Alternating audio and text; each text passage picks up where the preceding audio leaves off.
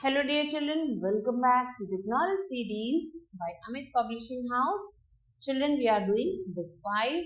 This is your SST book and the name of your book is Time Travelers Unraveling Histories Mysteries. So children, today we are going to do chapter number 16 of your book and the name of the chapter is First War of Independence. So let's start with the chapter. So children, here you can see there are a few pictures in front of you on the first page of your book, and you have to look at the picture and identify the people who are associated with the revolt of 1857. So 1857 के revolt में कौन कौन लोग हैं ये जिनकी pictures यहाँ बनी हुई हैं, you have to name them. So let's start. Here the first picture is of Rani Lakshmi Bai.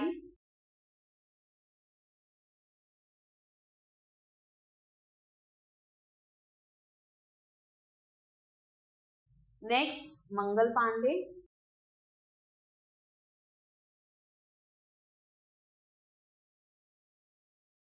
And this last picture is of Bahadur Shah Zafar.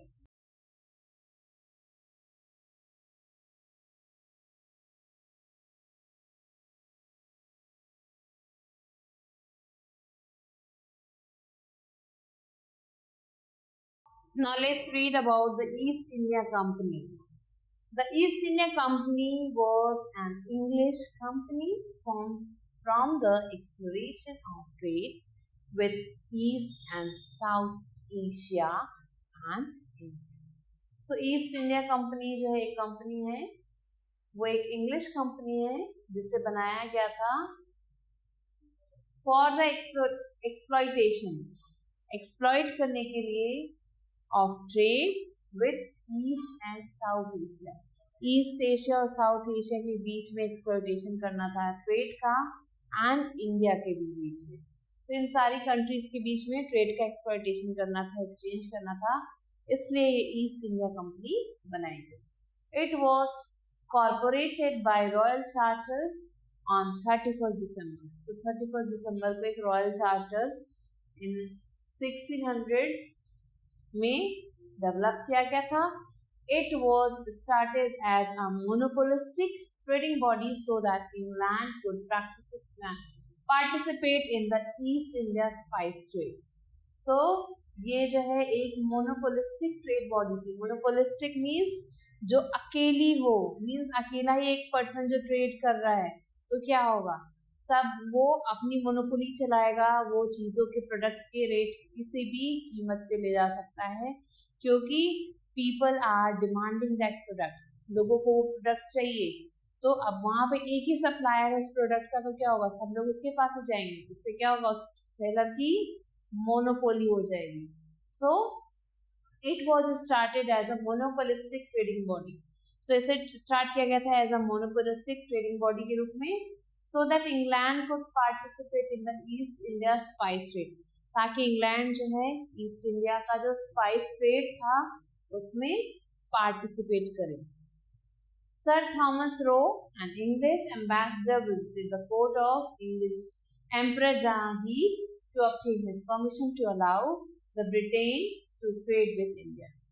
So यहाँ पे सर थॉमस रो हैं, ये एक English ambassador थे. इन्होंने गए और emperor Jahangir के कोर्ट में जाके उन्होंने परमिशन मांगी कि ब्रिटिशर्स जो हैं इंडिया में आके ट्रेड कर सकें. Once trade was established, the company started gaining political control. So जैसे ही ये कंपनी एस्टैब्लिश हुई, उसने अपनी कंपनी को एस्टैब्लिश किया सर थॉमस रो ने, तो the company started gaining political control over Indian seas. So India के जो सी थे वहाँ पे इन्होंने पॉलिटिकल क्या स्टार्ट कर दिया, कंट्रोल लेना स्टार्ट कर दिया. When the permission was granted, the East India Company quickly, और जैसे ही आप देख सकते हो स्पाइस ट्रेड चल रहा है कहाँ से कहाँ तक. सो जैसे ही एस्टैब्लिश किया गया, जैसे ही उन्हें परमिशन दी गई, ट्रेड को एस्टैब्लिश करने के लिए उन्हें जैसे परमिशन दी गई, तो कंपनी ने वहां के सी पे कैप्चर कर लिया।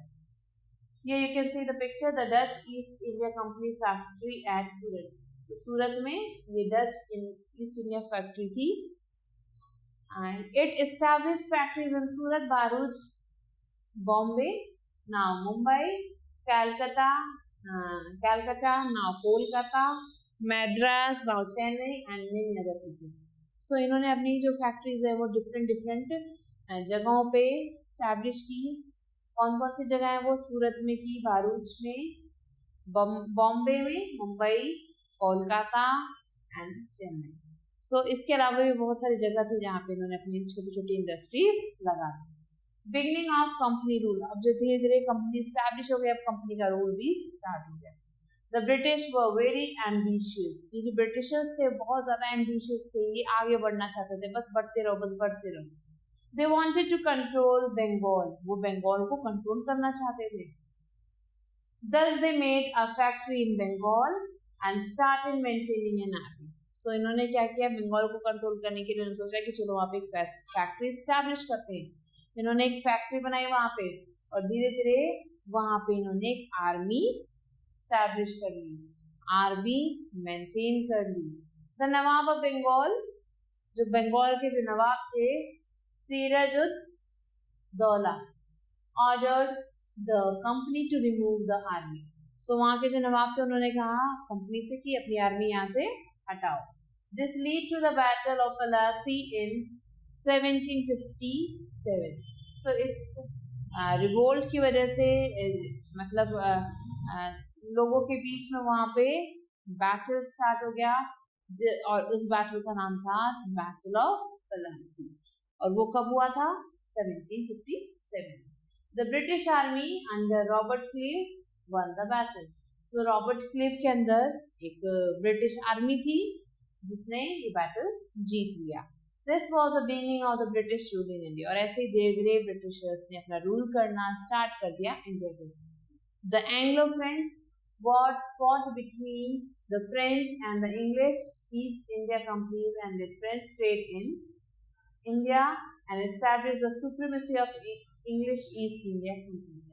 So एक एंग्लो फ्रेंच वॉर भी हुआ था जिसमें क्या हुआ था, वो किसके किसके बीच में हुआ था? वो फ्रेंच और ईस्ट इंडिया कंपनी के बीच में हुआ था और जिसमें फ्रेंच जो है हार गई, जिसकी वजह से फ्रेंच ट्रेड इंडिया से गायब हो गया, खत्म हो गया और यहाँ पे सिर्फ ईस्ट इंडिया कंपनी ने अपनी सुप्रीमेसी को घोषित कर दिया। Another battle, the Battle of Buxar, took place in 1764. So 1764 में एक दूसरा बैटल हुआ और वो था Battle of Buxar. It was fought between the Nawab of Bengal, Nawab of Awadh, and the Mughal Emperor on one side and the British on the other. So एक side में ये तीनों नवाब थे, नवाब बंगाल के नवाब, अवध के नवाब और मुगल एम्परर। So ये तीनों एक तरफ थे, ब्रिटिशर्स एक तरफ थे। The British emerged victorious again. अब यहाँ पे भी ब्रिटिशर्स की दोबारा जीत हो गई क्योंकि बहुत पावरफुल थे हमसे, सो उनकी यहाँ पे भी जीत हो गई। Thus Bengal finally came under British rule और इसी तरीके से बंगाल ब्रिटिश रूल के अंदर आ गया। After the Battle of Buxar, Battle of Buxar के बाद क्या हुआ? The company started conquering the other Indian kingdoms. अब कंपनी ने सोचा कि चलो बंगाल तो हमारे हाथ में आ गया है, बाकी जो किंगडम्स हैं उन्हें भी धीरे धीरे हम अपने हाथ में ले लेते हैं। In 1799 CE, it won over Mysore by defeating Tipu Sultan in the Battle of Serikapatnam. So यहाँ पे एक बैटल हुआ था सेरिकापट्टनम में जिसमें इन्होंने टीपू सुल्तान को हरा दिया था और मैसूर को अपने अंदर ले लिया। Over a period of time, the English East India Company defeated the Marathas and the rulers of Awadh and Punjab. धीरे धीरे इन्होंने मराठास को भी हरा दिया और जो भी रूलर्स थे अवध या फिर पंजाब के उनको भी हरा के उनके भी प्लेसेस को इन्होंने एक्वायर कर लिया। The company also introduced several laws like the subsidiary alliance and the doctrine of lapse. So इस कंपनी ने कई सारे नए रूल्स बनाए और उनमें से दो के नाम दिए गए, subsidiary alliance and doctrine of lapse. The subsidiary alliance was introduced by Governor General Lord Wellesley. So Lord Wellesley ने ये सब्सिडरी आइलैंड्स को इंट्रोड्यूस किया था. According to the terms of this alliance, Indian rulers could not have their own army. So इसके according जो भी Indian rulers थे, जो हमारे राजा महाराजा थे, उनकी खुद की आर्मी नहीं हो सकती थी. Instead, they were to be protected by the company's troops.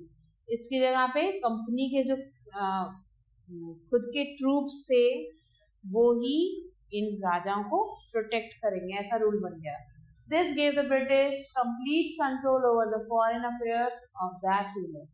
So उस राजा के जो भी फॉरेन अफेयर्स थे, मीन्स बाहर दूसरे देशों में जो भी काम थे, तो उसमें भी ब्रिटिशर्स घुस चुके थे और उन्होंने पूरा कंट्रोल अपने हाथ में ले लिया था. The doctrine of lapse was introduced by Governor General. So अब जो दूसरा लॉ था डॉक्ट्रिन ऑफ लैप्स, ये गवर्नर जनरल लॉर्ड डलहौजी ने इंट्रोड्यूस किया. Here is a picture of Lord Wellesley and Lord Dalhousie.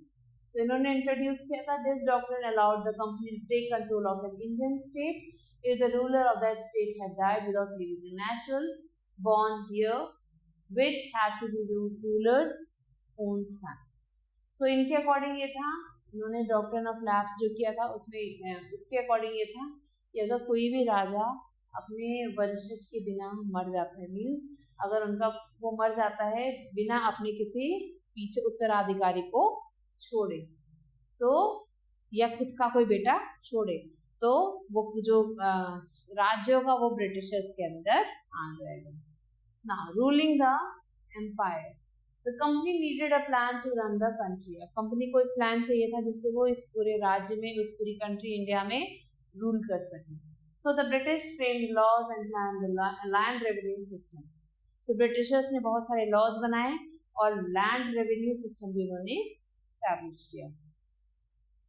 They also established the army, police, bureaucracy and judiciary. So उन्होंने सब चीज़ों पे धीरे धीरे अपने हाथ जमाना शुरू कर दिया. उन्होंने आर्मी को अपनी तरफ कर लिया, पुलिस को अपनी तरफ कर दिया, ब्यूरोक्रेसी को और जुडिशरी, तो सब चीज़ों को उन्होंने अपनी तरफ कर लिया. British ruled in India from 1858 to 1947, approximately 200 years, 200 साल तक ब्रिटिशर्स ने हमारे ऊपर राज किया. ना protest movements against British Empire. So British Empire बढ़ता जा रहा था, तो उसके खिलाफ प्रोटेस्ट भी इंडिया में लोग कर रहे थे, फाइट कर रहे थे, फाइटर्स फाइट कर रहे थे, फ्रीडम फाइटर्स, ताकि वो ब्रिटिश रूल से आज़ाद हो पाए. The Indian rulers felt cheated because of the subsidiary islands and the doctrine of lapse. So subsidiary islands और डॉक्ट्रिन ऑफ लैप्स की वजह से ये जो रूलर्स थे, हमारे इंडियन रूलर्स, वो चीटेड फील कर रहे थे. उन्हें लग रहा था कि ब्रिटिशर्स ने उनका फायदा उठाया है. The British have introduced laws meant only for their benefits. जो ब्रिटिशर्स ने लॉज बनाए हैं सिर्फ उनमें ब्रिटिशर्स का ही फायदा है, हम इंडियंस का कोई भी फायदा नहीं है. Because British land revenue policies force farmers to grow cash crop for poor returns. क्यों? क्योंकि जो ब्रिटिश लैंड रेवेन्यू था, लैंड रेवेन्यू पॉलिसीज थी, उसमें जो है फार्मर्स को फोर्स किया जा रहा था कैश क्रॉप ग्रो करने के लिए पुअर रिटर्न में, मीन्स उन्हें पैसे कम दिए जा रहे थे और क्रॉप उनसे ज़्यादा लिए जा रहे थे. This resulted in the Bengal famine, और इसकी वजह से बंगाल फेमाइन आया, सूखा. The harshest famine in Indian history, मतलब ये सबसे आज तक का सबसे खतरनाक फेमाइन था पूरे इंडियन हिस्ट्री में. It also blocked the growth of modern industries in India and hampered the industries of Indian handicrafts and cotton textile. So इस फेमाइन की वजह से इंडिया में जो इंडस्ट्रियल ग्रोथ था वो कम होने लगा, और जो भी इंडस्ट्रीज थे जैसे इंडियन हैंडीक्राफ्ट और कॉटन के, उनको भी नुकसान पहुंचने लगा. As unrest among Indian grew, they protest against the British rule. So जो इंडियंस थे उनके अंदर जो है अनरेस्ट आ गया, मीन्स वो अब आराम नहीं कर पा रहे थे, वो ब्रिटिशर्स के खिलाफ लड़ना चाहते थे, तो उनके आपस में प्रोटेस्ट स्टार्ट हुआ. So protest movements occurred throughout the 19th century in India. So 19th century जब आया इंडिया में, तो उस समय हर तरफ प्रोटेस्ट फैल गया. Some of the important ones were the Santhal rebellions. Santhal rebellions 1855 में इन्होंने प्रोटेस्ट किया. इंडिगो rebellions 1859 में, पवना uprising 1879 and the Deccan riots in 1875. So here you can see Santhal rebellion. The picture of there is given here. The first war of China of independence. So the revolt of 1857 against the British is known as the first war of independence. So 1857 में जो revolt किया गया था Britishers के खिलाफ, उसे हम first war of independence भी कहते हैं. It marked a watershed on our colonial history. So ये जो है हमारे जो भी colonial history था उस पर एक बहुत ही बड़ा आप कह सकते हो कि अच्छी watershed साबित हुआ. It posed a serious challenge to the British Raj. So British Raj के लिए एक बहुत बड़ा challenge साबित हुआ ये. Some scholars call it a Sepoy Mutiny. So कुछ scholars जो थे उन्होंने इसे Sepoy Mutiny भी कहा. Though there was a general resentment against the British, the immediate cause of the revolt was the introduction of the new Enfield rifles. So इस resentment की वजह से ब्रिटिशर्स के खिलाफ जो resentment किया गया, इसकी वजह से ये जो रिवोल्ट था इसमें एक नया क्लॉज इंट्रोड्यूस कर दिया गया और वो था Enfield rifles. These rifles had cartridges which were believed to be greased with the fat of cow and pigs. So ये जो राइफल्स थे, नए राइफल्स लाए गए मार्केट में और इसमें ऐसा कहा जाता है कि जो राइफल थे, ये जो कार्ट्रिज थे, उसके ऊपर ग्रीसिंग की गई है फैट ऑफ काउ को मार के उसका जो फैट है उसको उसकी ग्रीसिंग की गई है, या फिर पिग के फैट की ग्रीसिंग की गई थी. This hurt the religious sentiments of the Hindus and the Muslim soldiers alike. So Hindu और मुस्लिम जो भी सोल्जर्स थे उन सबके जो सेंटिमेंट्स थे वो इससे हर्ट हुए. On 29 March in 1857, Mangal Pandey, a soldier of Barakpur near Calcutta, refused to use a cartridge. So 29 March 1857 पे मंगल पांडे ने, जो एक सोल्जर थे वहाँ पे बैरकपुर नियर कलकत्ता के एक सोल्जर थे वहाँ पे वो, तो उन्होंने रिफ्यूज कर दिया, मना कर दिया इन कार्टेजेस को यूज करने के लिए. As a result he was executed, जिसका रिजल्ट में उन्हें जो है बहुत इसका भारी कीमत चुकानी पड़ी. This triggered has comrades to revolt against the British. और इसकी वजह से ये जो रिवोल्ट था वो बढ़ता चला गया ब्रिटिशर्स के खिलाफ. Lately on 10 May 1857, a revolt broke out among soldiers in India. So 1857 के 10 मई को जो इंडियन सोल्जर्स थे मेरठ में, उनके अंदर एक रिवोल्ट जो है पैदा किया.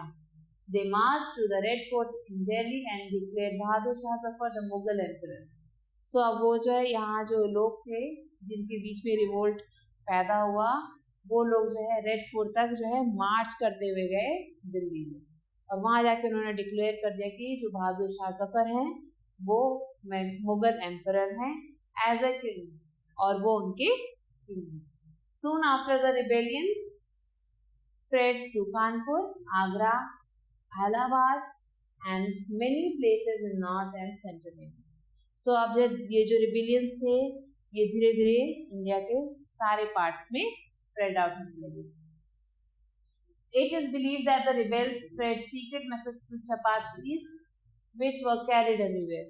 So ऐसा बिलीव किया जाता है कि यहाँ पे जो रिबेलियंस थे वो चपाती के अंदर सीक्रेट मैसेज कैरी कर रहे थे जो लोगों को जागरूक करने के काम आ रहा था. Then onward, the revolt no longer remained a sepoy or soldiers mutiny. और उस समय के बाद वो जो रिवोल्ट था वो किसी एक सिपाही का ही नहीं था, वो पूरी कम्युनिटी में फैल चुका था. Deposed rulers also joined the revolt because many had lost their kingdom. So बहुत सारे जो रूलर्स थे, राजा थे, उन्होंने भी इस रिवोल्ट में भाग लिया क्योंकि उन लोगों ने भी अपना जो भी किंगडम था उसे खो दिया था. Mainly under the doctrine of lapse की वजह से. Some leaders who joined the revolt were Nana Padmanabhes, Tatya तोपे, भक्त खान, बेगम हजरत महल and Rani Lakshmibai.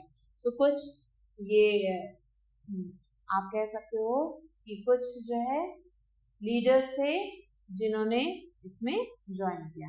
The British used great force to suppress the revolt. Britishers ने बहुत ज्यादा मेहनत की इस रिवोल्ट को खत्म करने के लिए, उन्होंने पूरी जी जान लगा दी इसे खत्म करने के लिए। Rani Lakshmibai died on the battle. So Rani Lakshmibai थी वो उसी बैटल में मारी गई। And Nana Saheb and Begum Hazrat Mahal had to flee to Nepal. और नाना साहेब और बेगम हजरत महल को नेपाल जाना पड़ा। फ्ली मीन्स यहाँ से भाग के नेपाल जाना पड़ा। तात्या तोपे वॉज टेकन प्रिजनर। तात्या तोपे को जो है जेल में बंद कर दिया गया। The revolt ultimately ended when Bahadur Shah Zafar was exiled to Rangoon. This brought the Mughal dynasty to its end. So ये रिवोल्ट कब खत्म हुआ? जब बहादुर शाह जफर को जो है रंगून के लिए जो है भेज दिया गया। वहां पे आप कह सकते हो वनवास के लिए वहां पे रंगून भेज दिया गया। और इसके बाद ही मुगल डायनेस्टी जो है एंड की तरफ आगे खत्म होने लगी। However, the revolt left a lasting impact on the British rule.